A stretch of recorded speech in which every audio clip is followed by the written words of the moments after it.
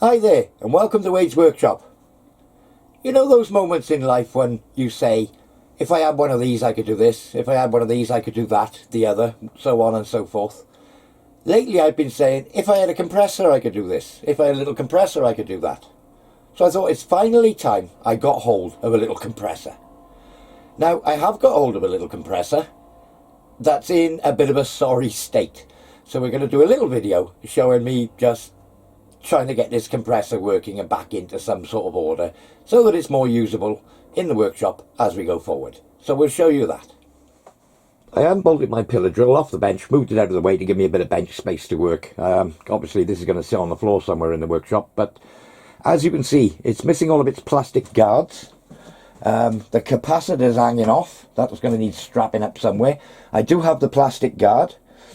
The air filter, which screws in the side of the head, little three-piece sort of air filter, well the yoke is snapped off out of there, so that's going to be a super gluing job. And the major problem with it, as you can see, it's all sat on the angle on here. I've just loosened the bolts off, but the brackets that hold the main pump on, these metal brackets on the tank, are all bent and twisted down, which is stopping me being able to get the rear guard, which I'd managed to get hold of, back on again. So what I'm going to do is straighten out these brackets. I think is the first job. We get at these tidy. I think we're going to have to undo the 4 bolts that hold it on. And as you can see, it's now all wobbling about, but it is connected by the air outlet pipe from the pump. So I think I need to disconnect the air outlet pipe. So I'll do that next. So the air outlet pipe runs from here at the check valve onto the outlet from the pump itself at the top, and this is an aluminium pipe and it has become kinked a bit where it's been kicked down, so I think I'll undo it both ends and we'll go from there. This is the check valve or non-return valve, 19mm spanner. We'll just undo that end loose, flick that end off, and we'll do the same up the top there. Now let's see if I can do this without kicking the camera. That's my usual trick. It's not that tight at all. We'll disconnect the air pipe. I'm probably fine now that I've got the bolts loose. Here we are. So that's the air pipe out the way. Yeah, as you can see, this bracket has seen better days, and the one on the other side's exactly the same. So I think I'll see if I can take the pump off altogether and get some sort of alignment between the two.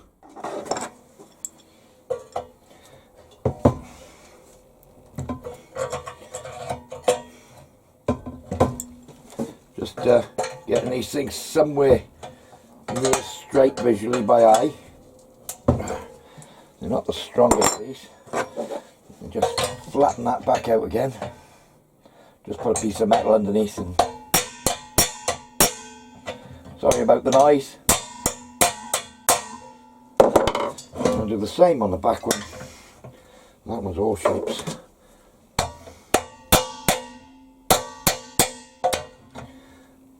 So no finesse needed with this. I'm just bashing the brackets back somewhere near flat. I can have a look across the top of them. Well, that looks a lot better already. I think I'll try the pump back on the top.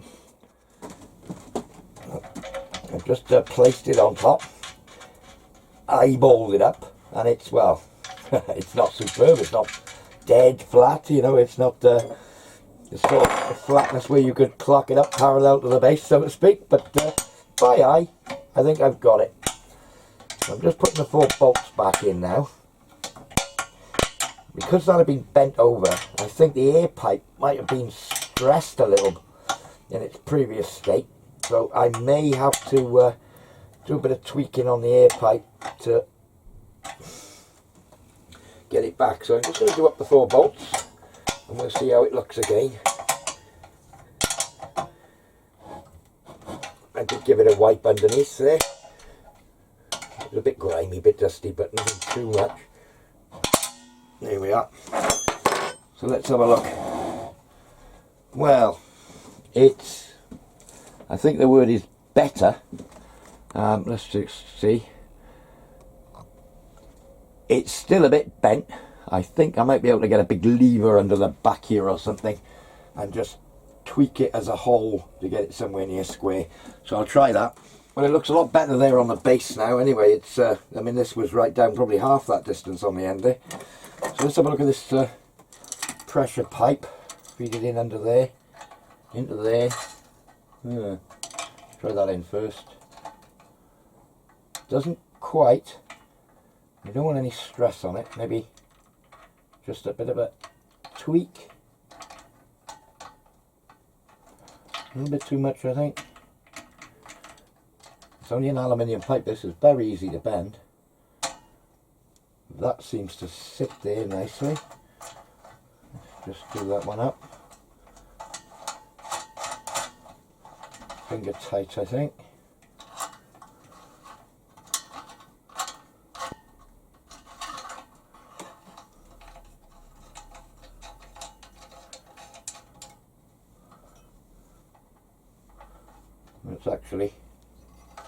It's survived the bending ordeal, I think. So just tighten those two back up again, I think.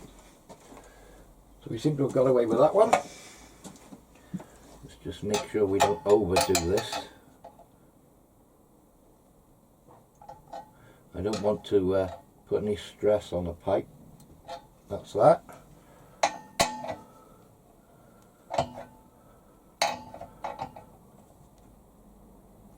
We'll have a listen for leaks at a later date. So, I think we need to address the floppy capacitor, I think. There's a hole there, which I know doesn't do anything as far as the guard's concerned. I think our good friends, the cable ties, are going to come into their own on that, for that little job, I think. So we'll get some cable ties in there.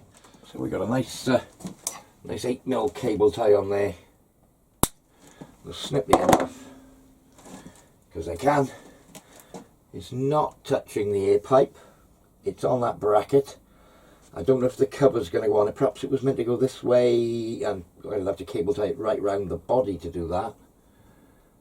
I don't know. Let's have a look. Let's see if the cover will go on. So where am I? Anything else to do inside there? I'm just going to double check that fitting. Yeah, I'm happy with that. I'm sure that'll be okay. So, let's try the cover on it. Well, the cover does fit over the top. You've got some circular lugs here which fit into these holes here. If I can get those in. There's a hole there which I could utilise with a bolt and a washer. I think that cover's going to work. Put the one in on the other side perhaps. Bit of jiggering about.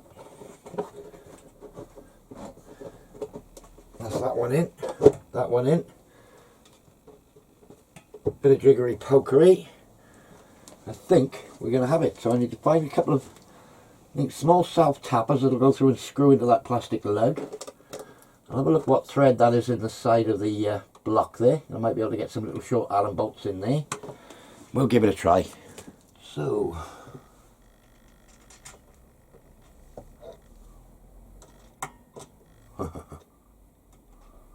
get in.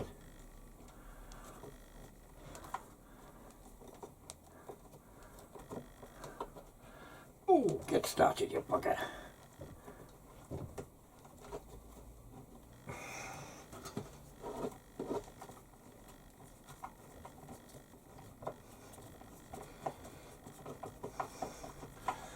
Well, found a couple of self tappers that'll do that job. That just screws through the plastic lug and holds it into place. Well, I got some little M5 bolts. They're too long for the job, but I put a nut on them. And I found some M6 washers with quite a large flange. I think I need to grip a bit wider around there, so I'm going to do that. Ooh. So I wonder, let's just get the Allen key.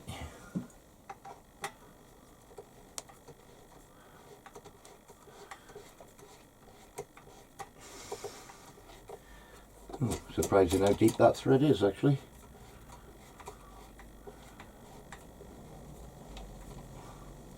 Just about bottoming out, yeah. For what it is, I could cut a bit off the end. But all I'm going to do is just clamp it up using the nut on the back.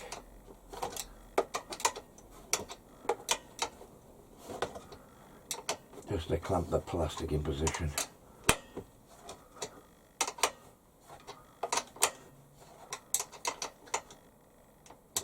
Right, that should be fairly sturdy. So exactly the same on the other side now. So I suppose the next thing I need to look at is going to be air filter. So that's the rear housing, and the little yoke that holds the outer cover on is supposed to be in there, but that's actually snapped off. So super glue time. I've never used this stuff before. I've just glued that in there. It's Loctite super glue, but it's Power Flex. And it actually is more of a gel than that sort of watery liquid that gets all over your fingers. It's more like a gel. And it's got you squeeze the outside, so it's a pumpable bottle, and you can really control it quite well. I'm impressed with this. And it's like basically like a gel. And, you know, it doesn't run all down the part and what have you. So, yeah, I don't know whether it's any good or not. We'll see. I've used it on one or two other things. But, yeah, Loctite Super Glue Power Flex. It's a cyanoacrylate glue, you know, it's the normal sort of stuff. Ethyl 2 cyanoacrylate. There you are. Danger, bonds skin in seconds. Yes, it does. It bonds skin better than anything else, I think, super glue, but it has its uses, and, well, I don't know how long it'll last, but it's in there and it's glued down. But it's like a gel, and yeah, I'd recommend that. It's, I think, safer than the normal stuff. So I've just screwed the rear of it back on.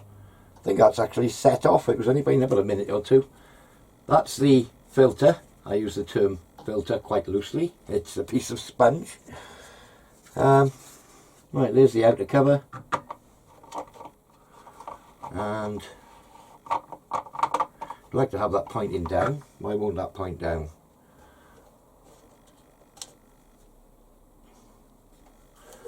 Is there any sort of lug on there? No.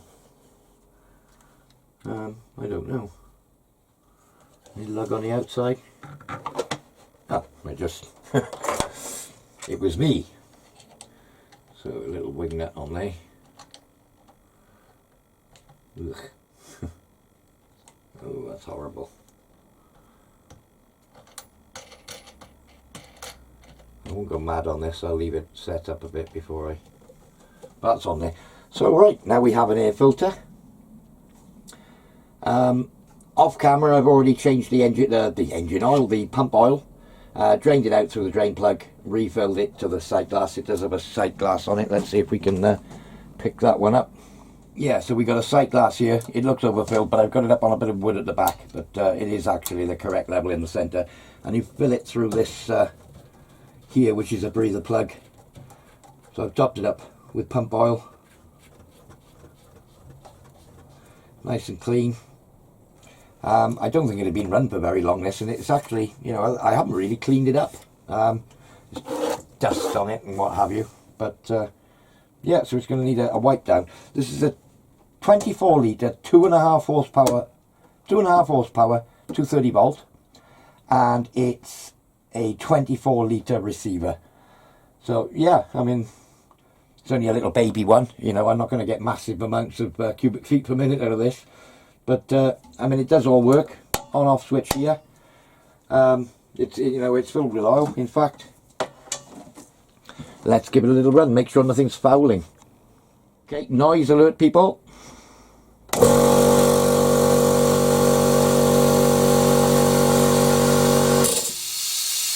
Oh, shut the valve. I think I'll blow it up and see if we got any leaks from that pipe.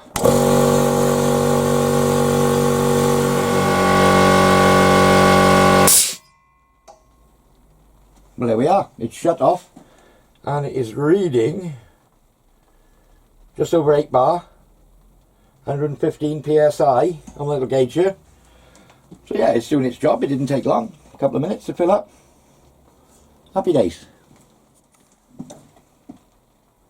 I'm having a good listen. See if I can hear any hissing or what have you.